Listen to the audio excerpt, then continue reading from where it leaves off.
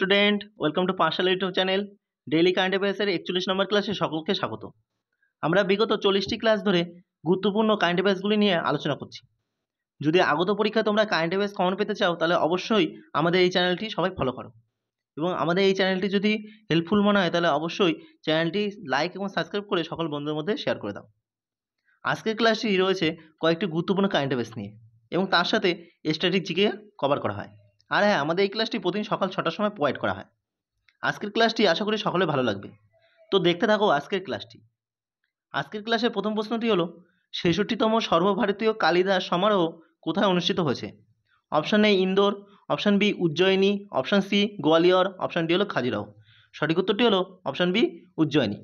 66তম সর্বভারতীয় কালিদাস সমারোহ উজ্জয়িনীতে অনুষ্ঠিত হয়েছে। এবারে অ্যাডিশনাল ইনফরমেশনে এই সম্পর্কিত কিছু তথ্য দেখে নাও। উপরাষ্ট্রপতি জগদীপ ধনখড় মধ্যপ্রদেশের উজ্জয়নে 66তম সর্বভারতীয় কালিদাস উৎসবের উদ্বোধন করেছেন। 12 থেকে 18 নভেম্বর এই অনুষ্ঠানটি অনুষ্ঠিত হবে। অনুষ্ঠানে সাহিত্যিকদের সংবর্ধনা দেওয়া হবে। মহান কবি কালিদাসের স্মরণে এই অনুষ্ঠানের আয়োজনটি করা হয়ে থাকে। এই অনুষ্ঠানটি 1958 সালে প্রথম শুরু হয়েছিল। এবার আরও কিছু তথ্য দেখে নাও এই সম্পর্কিত। 1979 সালে মধ্যপ্রদেশ সরকার উজ্জয়নে কালিদাস একাডেমি প্রতিষ্ঠা করে।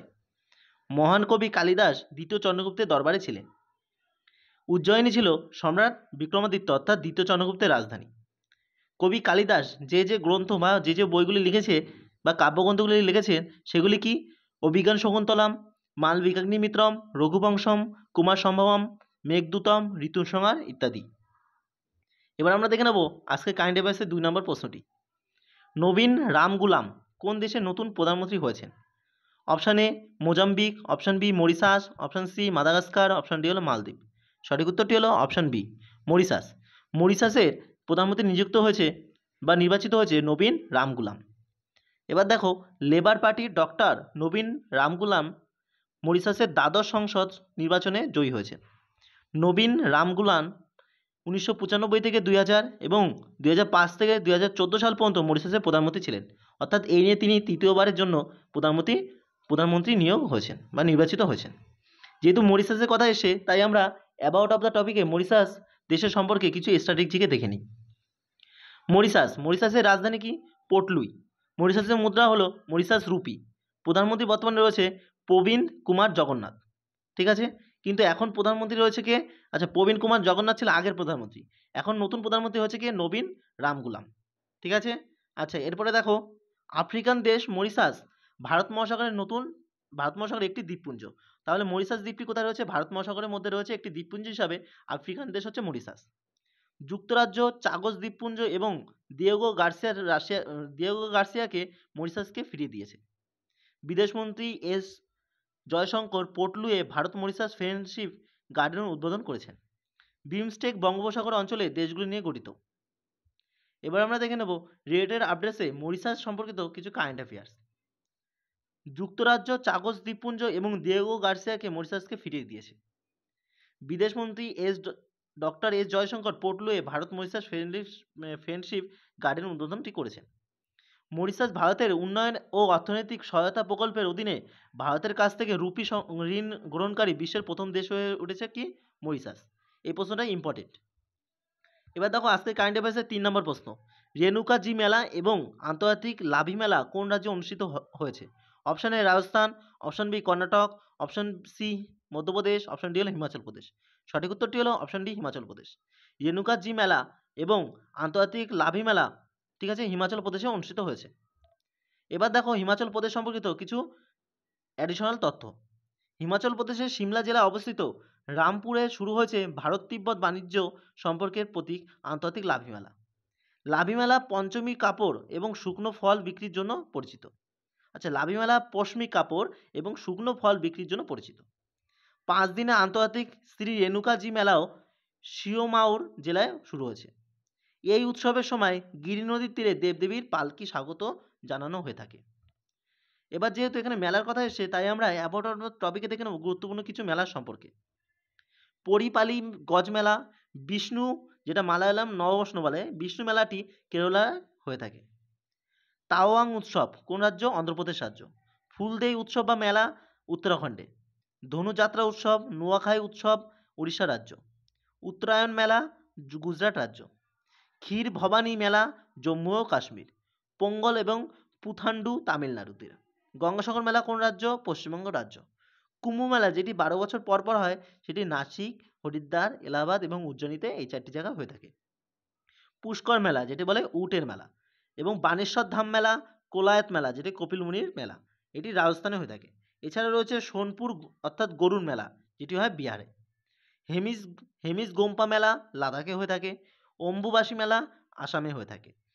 এরপর আমরা দেখব সুরাজকুণ্ড হস্তশিল্প মেলা, এই মেলাটি হরিয়ানা রাজ্যে হয়ে থাকে। এবার দেখো আজকের 4 নম্বর প্রশ্নটি, প্রথম ডিজিটাল জনসংখ্যা ঘড়ি কোথায় উদ্বোধন করা হয়েছে? Option A Bangalore, option B Chennai, option C Lucknow, option D হলো কানপুর। সঠিক উত্তরটি হলো অপশান এ ব্যাঙ্গালোর। প্রথম ডিজিটাল জনসংখ্যা ঘড়ি ব্যাঙ্গালোরে উদ্বোধন করা হয়েছে। এবার এই সম্পর্কিত কিছু তথ্য দেখো। Institute for socio economic change ব্যাঙ্গালুরুতে প্রথম ডিজিটাল জনসংখ্যা ঘড়ি উদ্বোধন করা হয়েছে। এটি কর্ণাটক এবং দেশের জনসংখ্যার প্রকৃত সংখ্যা অনুমান প্রদান করবে।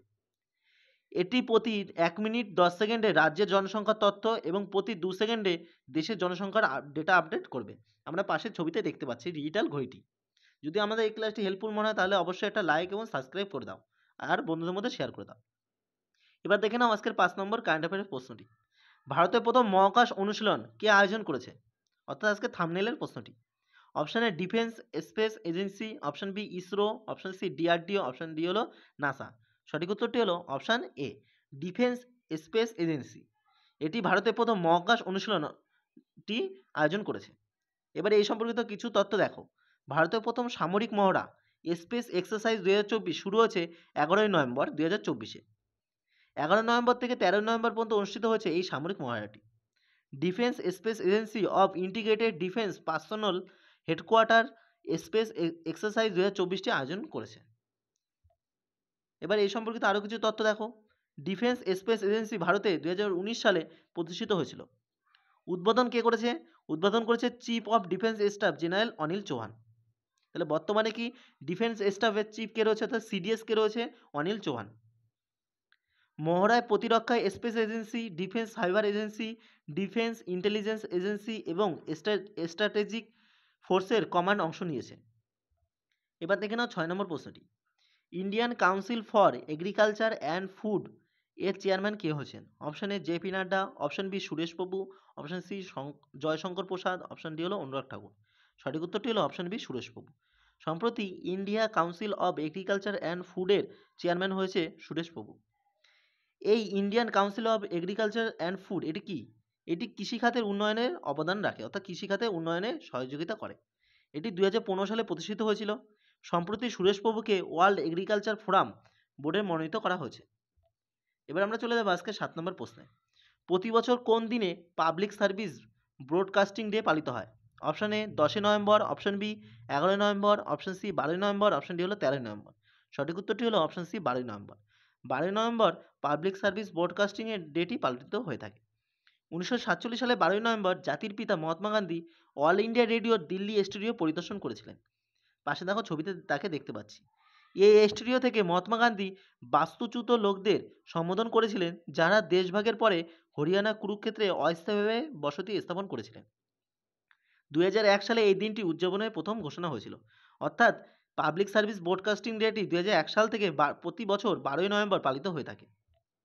এবার দেখো পরের প্রশ্ন, বিশ্ব নিউমোনিয়া দিবস পালিত হয় কবে? অপশান এ 11ই নভেম্বর, অপশান বি 13ই নভেম্বর, অপশান সি 14ই নভেম্বর, অপশান ডি হলো 12ই নভেম্বর। সঠিক উত্তরটি হলো অপশান ডি 12ই নভেম্বর। বিশ্ব নিউমোনিয়া দিবসটি পালিত হয়ে থাকে 12ই নভেম্বর। এই দিবসটি 12ই নভেম্বর পালিত হয়ে থাকে। এবার দেখো বিশ্ব নিউমোনিয়া দিবস শুরু হয় 2009 সালে। এই দিনটি শিশু নিউমোনিয়ার বিরুদ্ধে গ্লোবাল কোয়ালিশন দ্বারা প্রতিষ্ঠিত হয়েছিল। বিশ্ব নিউমোনিয়া দিবসের উদ্দেশ্য কী ছিল? উদ্দেশ্য হচ্ছে নিউমোনিয়া সম্পর্কে সচেতন বৃদ্ধি, এর লক্ষণ, প্রতিরোধ ও চিকিৎসা সম্পর্কে তথ্য প্রচার করা। এই সম্পর্কিত আরও কিছু তথ্য দেখো। নিউমোনিয়া হলো একটি ফুসফুসের সংক্রমণ, যা ব্যাকটেরিয়া, ভাইরাস বা ছত্রাকের কারণে হয়ে থাকে। এতে ফুসফুসে বাতাসের থলিগুলো ফুলে যায় এবং তরলে ভরে যায়, যার ফলে শ্বাস নিতে অসুবিধা হয়ে থাকে। এবার দেখো আজকের কারেন্ট অ্যাফেয়ার্সের 9 নম্বর প্রশ্নটি। এশিয়ান মহিলা হকি চ্যাম্পিয়ন্স ট্রফি 2024 কোন রাজ্যে অনুষ্ঠিত হচ্ছে? Option A Jharkhand, option B Bihar, option C Madhya Pradesh, option D হলো মহারাষ্ট্র। সঠিক উত্তরটি হলো অপশন বি, বিহারে। বিহারে এশিয়ান মহিলা হকি চ্যাম্পিয়নশিপ ট্রফি 2024টি অনুষ্ঠিত হবে। এশিয়ান মহিলা হকি চ্যাম্পিয়ন্স ট্রফির 8তম সংস্করণ বিহারের রাজগীর হকি স্টেডিয়ামে 11 নভেম্বর থেকে 20 নভেম্বর 2024 পর্যন্ত আয়োজিত হচ্ছে। এশিয়ান মহিলা হকি চ্যাম্পিয়নশিপ ট্রফি 2024-এ জাপান, কোরিয়া, চীন, থাইল্যান্ড, ভারত এবং মালয়েশিয়ার 6টি দেশের দল অংশগ্রহণ করবে। এবার দেখো এই সম্পর্কিত আরও কিছু তথ্য। 2024 অক্টোবরে বিহারের মুখ্যমন্ত্রী নীতিশ কুমার এশিয়ান মহিলা হকি চ্যাম্পিয়ন ট্রফি 2024-এর মাস্কট গুড়িয়া, যেটি বিহারের রাজ্য পাখি চড়ুইয়ের দ্বারা অনুপ্রাণিত, এটি উন্মোচন করেছেন। এশিয়ান মহিলা হকি চ্যাম্পিয়নশিপ ট্রফি 2010 সালে প্রথম শুরু হয়েছিল। 2023 সালে বিজয়ী কে ছিল এশিয়ান মহিলা হকি চ্যাম্পিয়নশিপ ট্রফিতে? ভারত। এটি ছিল ভারতের দ্বিতীয়তম শিরোপা। এবার আমরা দেখে নেব আজকে 10 নম্বর প্রশ্নটি। আন্তর্জাতিক প্রাচীন শিল্প উৎসব 2024 কোথায় অনুষ্ঠিত হয়েছে?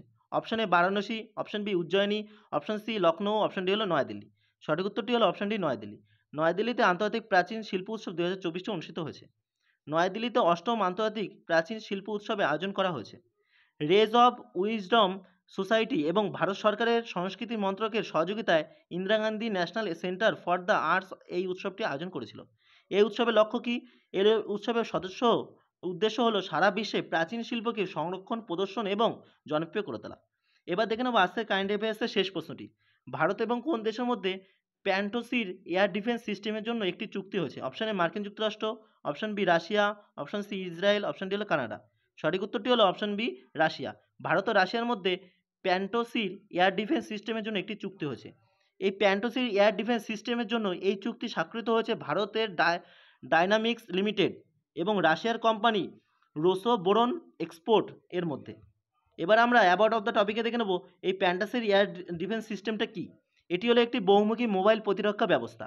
এটি বিশেষভাবে সেনাবাহিনী ঘাঁটি এবং অন্যান্য গুরুত্বপূর্ণ অবকাঠামোকে বিমান হামলা থেকে রক্ষা করার জন্য ডিজাইন করা হয়েছে। এতে উন্নত রাডার এবং ট্র্যাকিং সিস্টেম রয়েছে যা 36 কিলোমিটার দূরত্ব এবং 15 কিলোমিটার উচ্চতায় লক্ষ্যবস্তু শনাক্ত করতে পারে এবং আক্রমণ করতে পারে। এই হলো প্যান্টাসির এয়ার ডিফেন্স সিস্টেম। তো ডিয়ার স্টুডেন্ট, এই ছিল আজকে কারেন্ট অ্যাফেয়ার্সের ক্লাসটি যদি হেল্পফুল মনে হয় তাহলে অবশ্যই একটা লাইক এবং সাবস্ক্রাইব করে দিও আর সকল বন্ধুর মধ্যে শেয়ার করে দিও। ধন্যবাদ সবাইকে ক্লাসটি সম্পূর্ণ দেখার জন্য।